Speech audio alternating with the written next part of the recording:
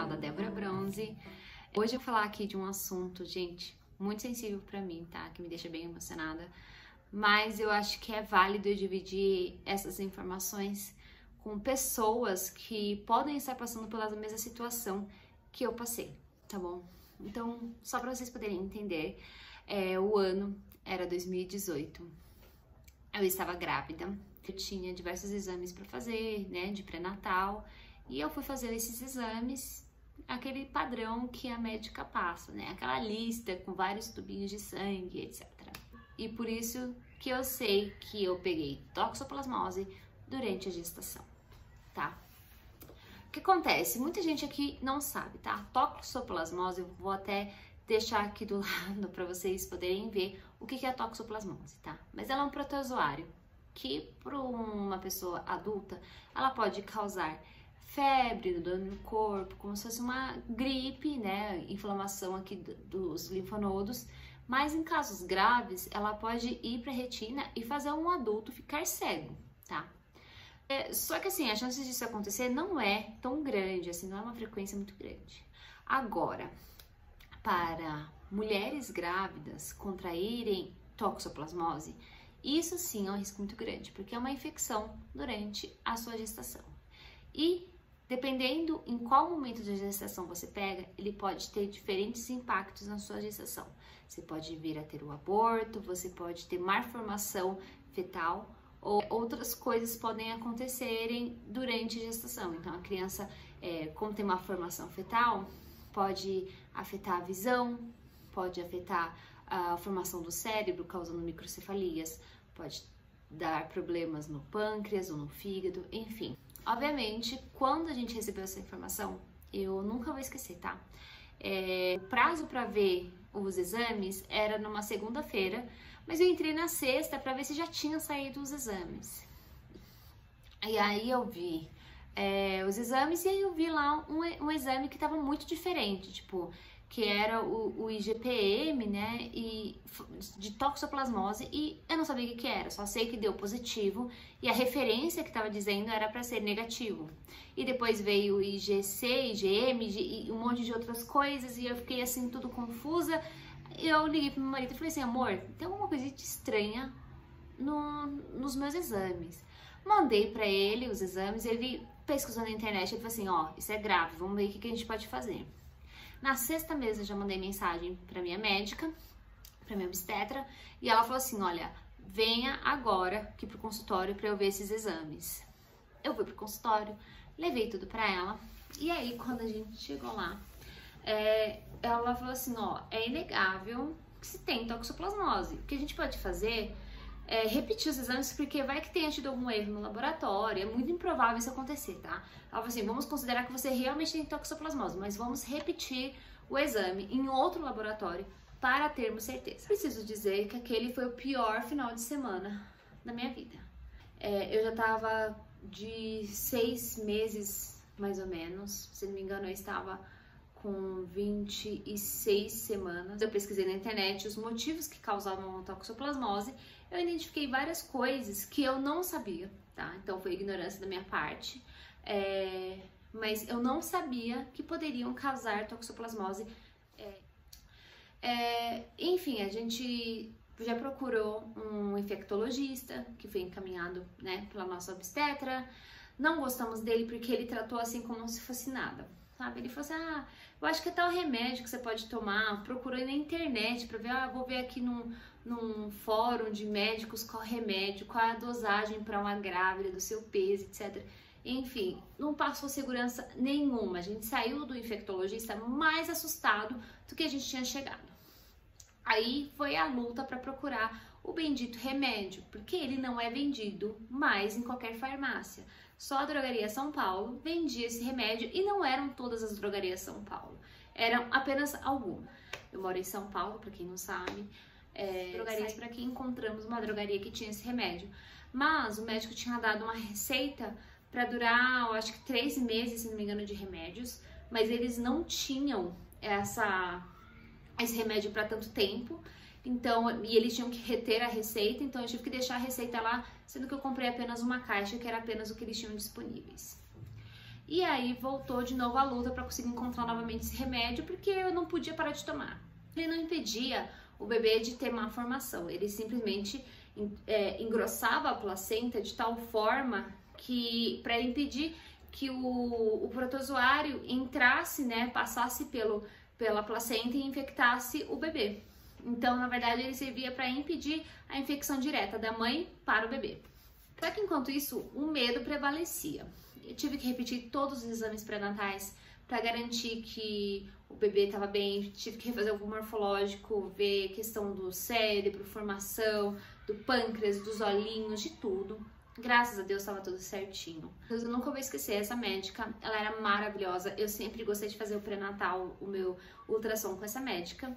E eu acredito muito que Deus que colocou ela no meu caminho, tá? Porque ela falou assim: Débora, eu trabalho com um médico, o nome dele é Dr. Javier. Meio difícil conseguir horário com ele, mas como eu trabalho com ele, eu posso te dar o número da secretária direta dele e pedir pra ela te encaixar, né? Pra que ele possa te atender. Ele é maravilhoso, ele é um médico fetal, especializado em malformações de bebês e ele vai poder te ajudar a tirar todas as suas dúvidas. Foi como se tirasse um peso das minhas costas. Já liguei pra médica dele, para a secretária dele, já solicitei uma consulta, ela marcou pro dia seguinte. Eu falei assim, não interessa o horário, eu apareço aí em qualquer momento. E assim foi, eu fui lá e, gente, assim, era aquele consultório abarrotado e tudo gravidez complicada, de risco. Tinha casos assim que eu até comecei a sentir como se o meu problema da toxo, da Rafa, não fosse tão grave assim, mas era, tá? É que tinham casos mais graves ainda, e ele acompanhava todos esses tipos de casos complicados, vamos dizer assim. E aí, a consulta com ele, imagina assim, tudo que foi de ruim com o infectologista, que eu saí com dúvidas, com medo, pior do que eu entrei, com ele foi totalmente o contrário. Ele ficou em consulta comigo por uns 50 minutos, me confortando, explicando como que funcionava, qual era o procedimento esperado, o que ele pretendia fazer comigo, para que serviu o remédio, foi ele que me explicou para que serviu o remédio que eu estava tomando, porque até então eu estava tomando um remédio sem entender para que eu estava tomando. E aí ele falou assim, ó, se seu marido estiver de acordo, conversa com ele em casa, a gente faz o exame de retirada do líquido amniótico, né? Porque se é o protozoário for identificado já no líquido, significa que o bebê também já está infectado com protozoário. E aí foi aquela dúvida, porque a gente foi ver, ele falou dos riscos deste procedimento, que podia causar aborto, podia perfurar o bebê, principalmente porque minha gravidez já estava bem avançada e geralmente eles fazem esse tipo de teste quando o bebê é bem menor e tem muito mais líquido. E a gente ficou em completo desespero. Fui de novo na minha médica e ela falou assim, ó, não aconselho, fica tranquila, o que for pra ser será, quando nascer vocês se acalmam, tudo, só que assim, eu não ia aguentar até o neném nascer. E meu marido também não. E aí a gente finalmente decidiu assumir os riscos do procedimento e marcamos pra fazer. O plano de saúde não queria aprovar de jeito nenhum, porque é um procedimento extremamente caro, tá? É como se fosse uma mini cirurgiazinha que você faz ali, é um procedimento realmente que envolve paramentação, assistente, luzes, a ultrassom correndo tudo ao mesmo tempo. Não é um procedimento tão simples. Então, o plano, para você ter ideia, a gente marcou de fazer o procedimento, ele já tinha pedido pré-aprovação do plano, a gente chegou no horário, eles não aprovaram. Ele ficou esperando até o último horário que ele tinha disponível para ele poder fazer o procedimento, atendeu todo mundo que podia na nossa frente. Chegou no final, e aí ele falou assim, ó, é escolha de vocês, querem fazer ou não. E a gente decidiu, vamos fazer, nem que a gente tenha que pagar do nosso próprio bolso, se o plano não aprovar. Começamos a fazer, no meio do procedimento, entra a secretária e fala, o plano finalmente aprovou.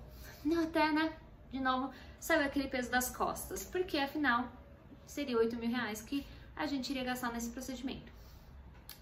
Infelizmente, ele não conseguiu tirar o líquido logo de início, como eu comentei. A minha gravidez já estava muito avançada, então a Rafa já estava bem grande, tinha pouco líquido amniótico, ela colocava a mãozinha no lugar onde ele estava enfiando a agulha para puxar, então ele não podia, né, nem ter contato com ela, ele tinha que ir direto no líquido. ela colocava o cordão umbilical, ela se mexia, então ela realmente não gostou muito do exame. E aí a gente conseguiu fazer o exame, conseguiu tudo, só que eu comecei a ter contrações, tive que ficar em observação no hospital. Ele foi extremamente atencioso, chamou vários colegas dele para poder ficar prestando atenção em mim, porque já tinha acabado o horário dele, né? E aí ele pediu a ajuda dos médicos que estavam de plantão para ficar tomando conta de mim. Ele ficou me acompanhando o máximo possível, enfim, gente. Ele era um médico assim que era realmente como se fosse um anjo de Deus aqui na Terra para me acalmar e ajudar. Saiu o resultado do exame depois de uma semana mais ou menos e veio como negativo, que significava que o remédio estava dando certo. Ele estava impedindo que o protozoário chegasse na Rafa. Então, deu um alívio, eu finalmente comecei a curtir a gestação, porque até então eu não conseguia curtir, era só preocupação, era só ansiedade, era só tristeza, basicamente isso. Depois que a gente fez o exame, eu continuei tomando os remédios, eu até tive que tomar um remédio extra por causa das contrações que eu tava tendo, né, porque foram enfiadas diversas agulhas várias vezes, né, teve que perfurar o saco, porque a Rafa não deixava ele pegar o líquido e também tinha a anestesia que tinha que ser dado. Eu fiquei com a barriga roxa. Enfim, não é um exame muito legal. Mas se você que está me vendo nesse momento quer ter essa sensação de tipo, sair um peso das minhas costas, ou então, pelo menos você saber se já está no líquido amniótico, para você também conseguir processar essa informação, você ter tempo de realmente lidar com essa notícia que seu filho provavelmente pode ter algum problema congênito, eu acho que vale a pena, tá? Independente dos riscos. Mas isso é apenas a minha opinião, converse com o seu médico, tá? Ele provavelmente vai te aconselhar, o seu parceiro também, enfim, pesquisem a respeito. Eu aconselho porque pra mim foi uma coisa que me ajudou muito com a minha ansiedade, pra eu finalmente começar a curtir a minha gestação. Continuei tomando remédio até uma semana antes do parto, porque naquele momento a minha placenta já estava super velha, praticamente não estava chegando nutrientes nenhum para Rafa. Graças a Deus, assim, eu fiz tudo para ter um parto normal, porque eu queria mesmo. Fiz pilates durante a gestação inteira, eu fazia caminhada de manhã e à noite, no final da gestação também. Fiz diversas coisas para ter o parto normal, mas isso não foi possível. E também, como era uma gravidez de risco, a minha médica falou assim, olha, até tal dia a gente pode esperar o parto normal. Depois deste dia, eu não me responsabilizo mais. E aí, quando ela falou isso, depois de tanta ansiedade, depois de tanta coisa, eu falei assim, eu posso abrir mão da minha vontade, que é ter o parto normal, pra ter a garantia da minha filha saudável aqui comigo. Foi difícil? Foi, porque nós não gostamos de abrir mão das coisas que a gente planejou, do que a gente foi atrás, mas valeu muito a pena, porque embora a gravidez estivesse tudo normal, quando a Rafa nasceu, ela já tinha feito cocôzinho, né, lá dentro, e quem não sabe, quando a criança faz cocô dentro da barriga, significa que ele já estava pronto para nascer, e a possibilidade dele aspirar o próprio cocô e ter problemas respiratórios é muito grande, tá bom? Então, de certa forma, foi um alívio e eu senti como se fosse mais uma vez a mão de Deus falando assim, olha, era pra ter sido assim, se conforme, mulher, não ia ser parto normal mesmo. Esse é um vídeo não só pra contar minha história, mas pra dar esperança pras mães que estão aqui me assistindo. A minha filha nasceu totalmente normal, ela sim teve alguns problemas causados por causa do envelhecimento da placenta, ela teve que ficar na UTI, ela teve que passar por um processo de exames muito maiores do que uma criança normal. Até hoje nós temos o protocolo de assistência, né, de acompanhamento com médico, oftalmologista, é muito maior do que de uma criança que não teria tido absolutamente nada durante a gestação. Mas ela é uma criança extremamente saudável e que não teve sequelas nenhuma da doença. Então, minha intenção aqui é trazer esperança para você. Eu espero que se você esteja passando por essa situação, por essa aflição, não é nem se você tá feliz ou não com a gestação, porque a minha foi acidental, tá? Não foi planejada. Mas quando eu recebi a notícia da toxoplasmose, foi mais do que um balde de água fria. Foi assim, todos aqueles planos criados, aquele tapete foi puxado debaixo do meu pé. Então a intenção aqui é trazer esperança para você. Procure um bom médico. Não encontrou um médico bom? Troque. Porque no meu caso, o infectologista foi péssimo.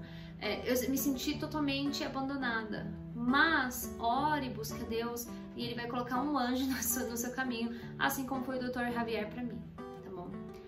Espero ter ajudado vocês. Tenham uma boa noite. Me sigam lá no Instagram. Se você curtiu esse vídeo, gente, ó, aproveita, se inscreve no meu canal, dá uma curtida, comenta também se você tá passando por isso. Eu vou ver os seus comentários, vou te responder qualquer coisa, qualquer dúvida que você tenha, se for necessário.